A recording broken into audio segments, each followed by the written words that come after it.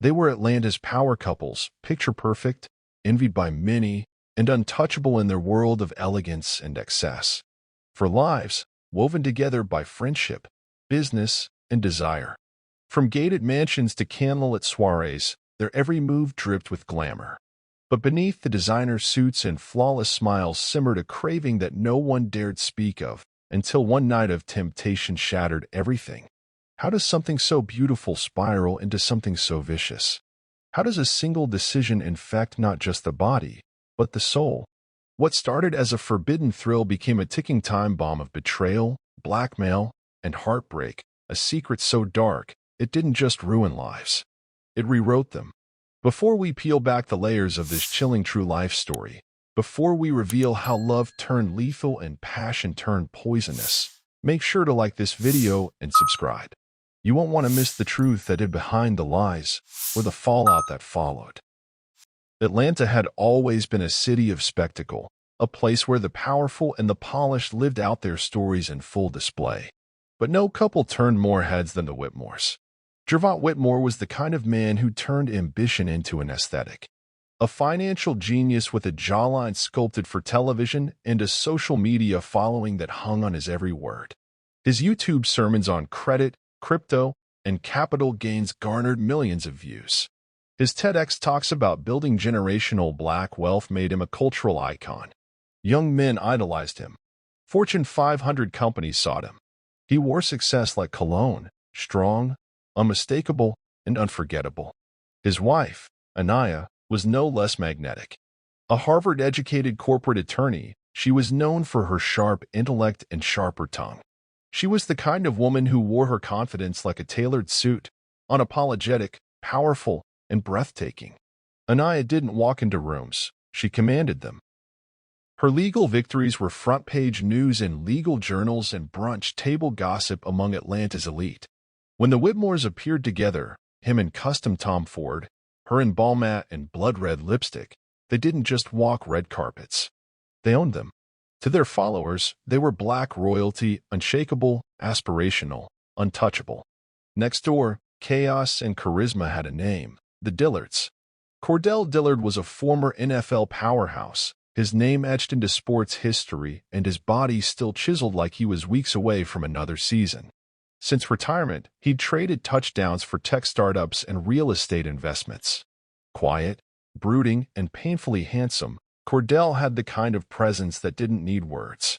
But where he was reserved, his wife Mikayla was fire. A licensed sex therapist with a PhD and a podcast that clocked over 2 million downloads a month, Mikayla wasn't just controversial, she was craved. With a voice like velvet and a mouth that spared no one, she dissected bedroom taboos and exposed the private lives of the powerful, all while flaunting her curves and her audacity. Together, the Dillards were the couple people whispered about after parties. The ones you weren't sure you liked, but couldn't stop watching. Their friendship with the Whitmores had begun years earlier at a gala, sparked by shared influence and mutual envy. What started as competitive admiration soon turned into dinner parties, vacations in Turks and Caicos, joint investments, and double dates that made headlines. But behind the wine glasses and Instagram filters, desire was brewing. It lingered in long stares, subtle flirtations, and the kind of tension that only the most confident couples ignore until they can't. It happened one sultry Friday night. The Whitmores' penthouse shimmered in the Atlanta skyline, its floor-to-ceiling windows reflecting a city drunk on its own glow. The couples had gathered for what was supposed to be just another evening of laughter, indulgence, and top-shelf Pinot Noir. But Mikayla had other plans. She always did. As the music slowed and the air thickened with suggestion, Mikayla leaned forward, her voice a seductive whisper. "Let's play a game," she purred, her eyes daring Aniyah first, then Gervonte. One night. One swap. No questions. No regrets. The room went silent. Just for a moment. Then laughter. Nervous. Curious. Thrilled. They wrote names on slips of paper. Folded them. Dropped them in Mikayla's empty wine glass. The ritual felt ancient, sacred, even as they joked. Gervonte pulled Mikayla's name. Cordell pulled Aniyah's. Fate, or temptation, had spoken. The next moments were a blur of giggles, glances, and whispered justifications. "It's just for fun," Aniyah said, her lipstick now slightly smudged. "A fantasy we'll lock away tomorrow." But tomorrow never came the way they expected. Candles flickered. Champagne flowed. And someone, no one ever said who, set up the camera. Just a keepsake, they told themselves. A little erotic souvenir of a harmless indulgence. What followed was not merely sex. It was surrender.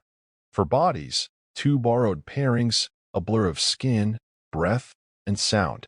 But for Mikayla, it was more. Much more. To her, that night wasn't about pleasure. It was power. It was purpose. A spell cast in silk and sweat. While the others lost themselves in flesh, Mikayla watched. She remembered. She plotted. And as the lens captured moans and secrets under dim lighting, she smiled, not from pleasure, but from the thrill of setting something irreversible in motion. By sunrise, the pact was sealed. The camera was packed away. The smiles returned. But something had shifted. Something they could never undo. And the real games had only just begun. Obsession is quiet at first. It whispers before it screams. And for Mikayla Dillard, that whisper became a roaring flood that drowned reason, decency, and whatever soul she once possessed. After that night in the Whitmore's penthouse, something unhinged inside her. She stopped referring to it as a game. Stopped pretending it was mutual curiosity. Gervonte had become her fixation. She watched the footage of their tryst like scripture, rewinding, zooming, studying the curve of his jaw as he whispered her name in ecstasy. It wasn't just lust. It was reverence. Possession. She played his voice at night like a sermon. Slept in the lingerie she wore during their encounter, the fabric now stiff with memory and longing. But Mikayla's obsession didn't stay digital.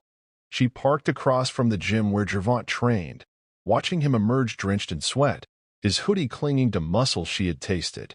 She appeared at podcast studios uninvited, sitting in the front row with her legs crossed high and her smile low. And then there was the church.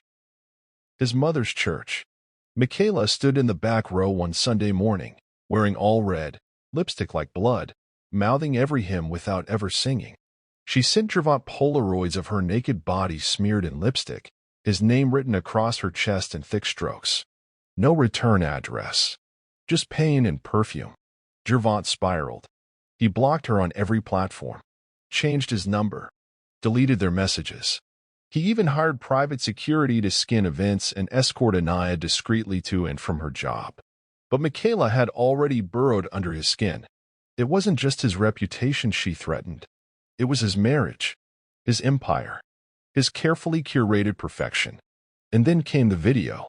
It was a Tuesday night at a black tie fundraiser downtown. Aniyah sat between senior partners, swirling her wine and recounting a recent courtroom win. Her phone vibrated. A message. No name. No caption. Just a video attachment. She tapped it open beneath the tablecloth, smiling politely as someone cracked a joke about billable hours. Then her smile vanished. Her hand trembled. Her world cracked open. 6 minutes. That's all it took. 6 minutes of flickering candlelight, Gervonte's deep groans, Mikayla's taunting moans, bodies writhing in a betrayal Aniyah hadn't even dared to imagine. When the screen went black, Aniyah sat frozen. Her laughter turned to stone. Her fingers clenched the stem of her glass until it snapped in her hand, crimson wine streaking the white linen like spilled blood. But the real horror hadn't arrived yet. 1 week later, Aniyah fainted in her office, collapsing mid-sentence while reading over a merger contract. She woke in a hospital bed, her assistant weeping quietly in the corner. The doctor was calm, clinical, too calm. A routine blood test. A precaution. HIV positive. 3 words that sounded like a sentence. Not a diagnosis. She didn't tell Gervonte. Not immediately. She told Cordell. They met in a private corner of a rooftop bar, the skyline glittering behind them like a mockery of everything she'd built. She wore dark glasses to hide the swelling in her eyes. Her voice was steady, but her hands shook around her cocktail. When she told him, Cordell didn't flinch. No gasp. No confusion. He sipped his bourbon slowly and looked out over the city. Then he said it. She told me you'd be the one to catch it. Just like that. No sympathy. No shock. Just certainty. Aniyah stared at him, heart thudding like a drum. Mikayla had known. Cordell had known. The night wasn't an accident. It was a setup, a ritual wrapped in pleasure, a punishment disguised as seduction, a war declared with lipstick and lace. Aniyah felt her breath leave her body. Everything, her career, her marriage, her health, was collateral damage in someone else's twisted vendetta. The room spun. Her pulse screamed. And still, Cordell didn't look at her. Just clinked the ice in his glass and whispered, "You should have known." She never plays fair. Aniyah wasn't just betrayed. She'd been hunted. And Mikayla? She wasn't finished. Not even close. Revenge doesn't always arrive with sirens. Sometimes, it comes dressed in silk and silence. Aniyah Whitmore didn't unravel. Not in the way most would expect. She didn't throw plates or scream in the streets. She didn't confront Gervonte or slash his tires. Instead, she smiled. In the weeks following her diagnosis, she played the role of devoted wife with chilling perfection. She cooked Gervonte's favorite meals, salmon with roasted garlic, jerk lamb with coconut rice. She wore the perfume he loved, the one that lingered on his shirts. She made love to him slowly, deliberately, memorizing his every tremble, knowing that each kiss was layered in secrets he couldn't begin to imagine. Her rage didn't explode. It simmered like a pot on low heat, thickening with every glance he gave her that reeked of ignorance, of betrayal. But in the quiet hours of the night, while Gervonte slept beside her, Aniyah planned. She became a student of Mikayla's patterns, followed her to her exclusive women-only gym in Buckhead, watched her exit with post-workout glow and AirPods snug in her ears. She noted the spa appointments, the 90-minute deep tissue massages every Thursday at the same boutique wellness center in Midtown, the same private room, same scent of lavender and bergamot. Aniyah didn't just want Mikayla gone. She wanted her erased. Thursday came like a whisper. Aniyah had already secured the uniform, white coat, flat shoes, a black face mask. She'd spent weeks befriending the front desk clerk, planting the idea that she might be joining the staff soon. The girl was new, distracted, and gushed too easily. So when Aniyah arrived that evening, dressed as a masseuse and holding a clipboard with Mikayla's name on it, no one blinked. Mikayla was already on the table when Aniyah entered. The room was dim, candles flickering in time with soft music. A lavender diffuser hissed from the corner. Mikayla lay face down, her bare back glistening with oil, unaware that her final hour had begun. Aniyah's voice was steady. "Deep tissue today, right?" Mikayla didn't look up. "Make it hurt," she said. And Aniyah did.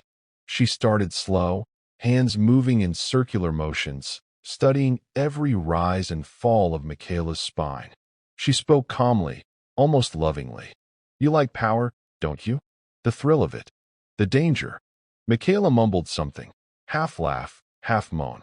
Then Aniyah leaned closer and whispered, "You infected me." Mikayla froze. A second later, a sharp prick pierced the side of her neck, a hypodermic needle laced with succinylcholine, a fast-acting paralytic.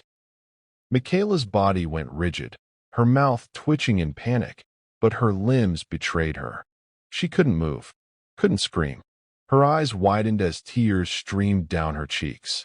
Aniyah gently turned her over, straddling her now lifeless body like a nurse with a dying patient.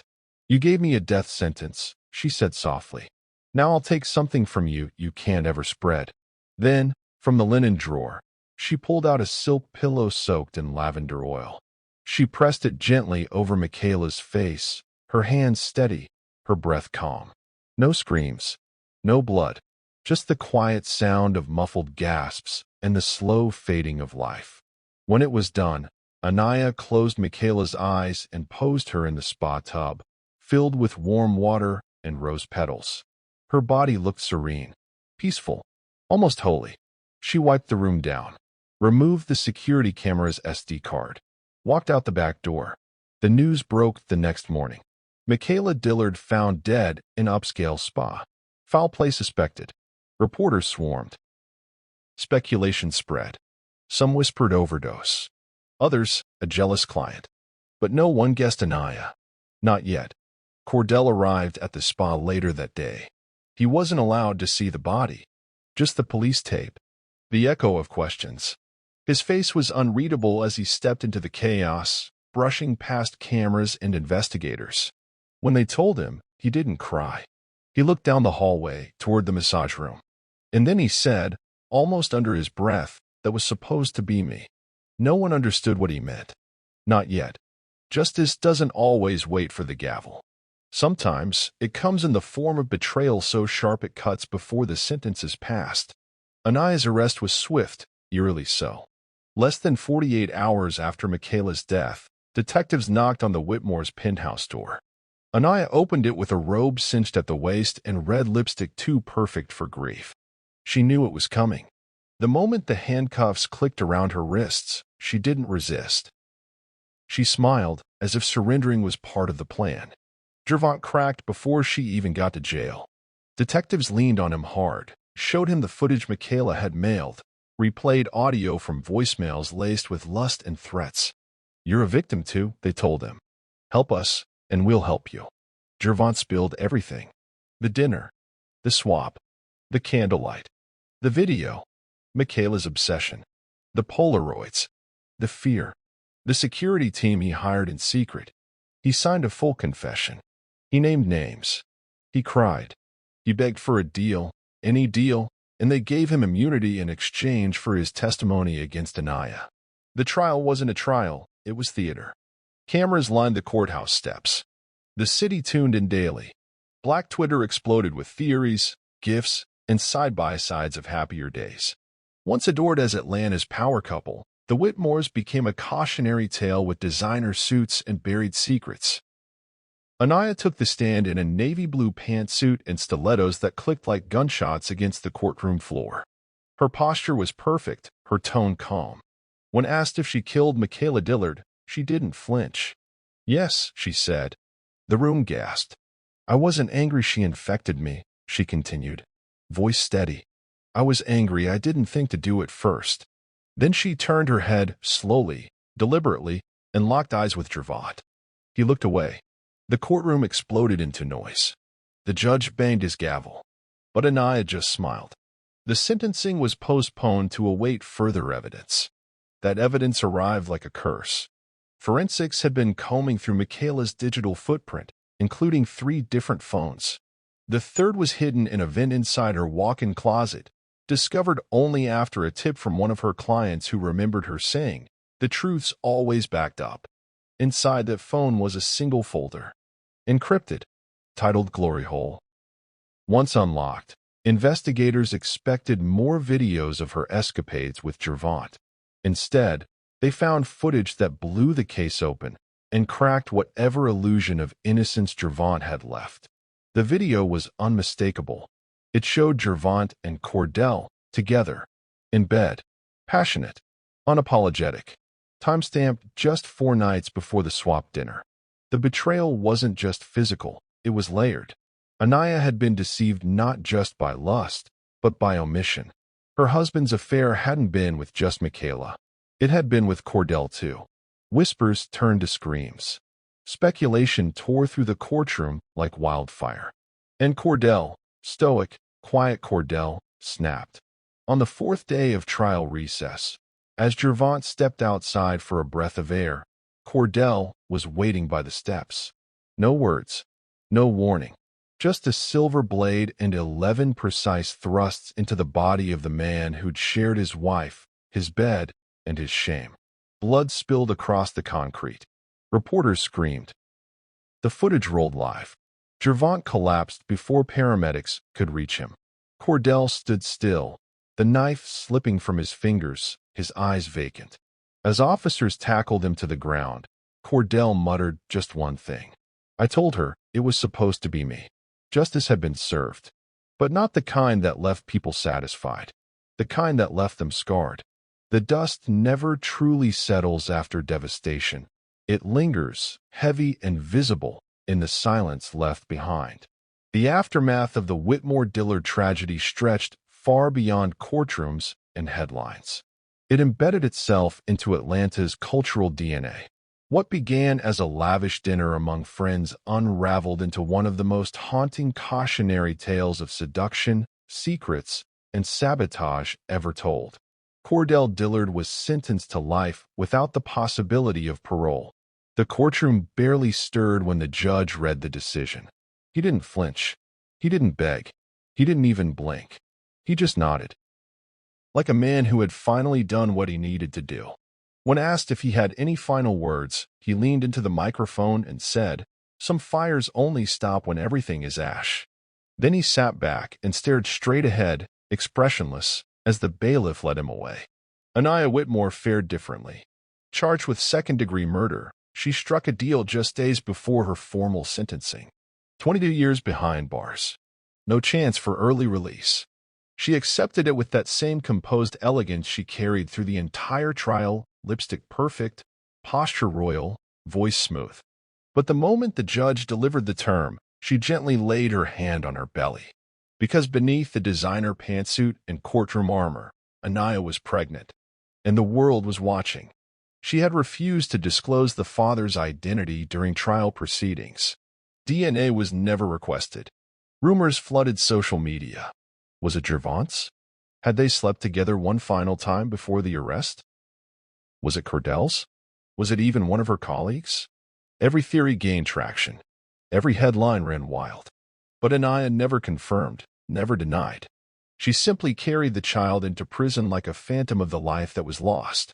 Gervonte Whitmore died bleeding on the courthouse steps. His autopsy revealed no drugs, no alcohol, just blood, wounds, and a heart that stopped before paramedics arrived. Betrayal, obsession, and viral scandal. But what none of them expected was what came next. The Netflix docuseries dropped exactly 1 year after Gervonte's death.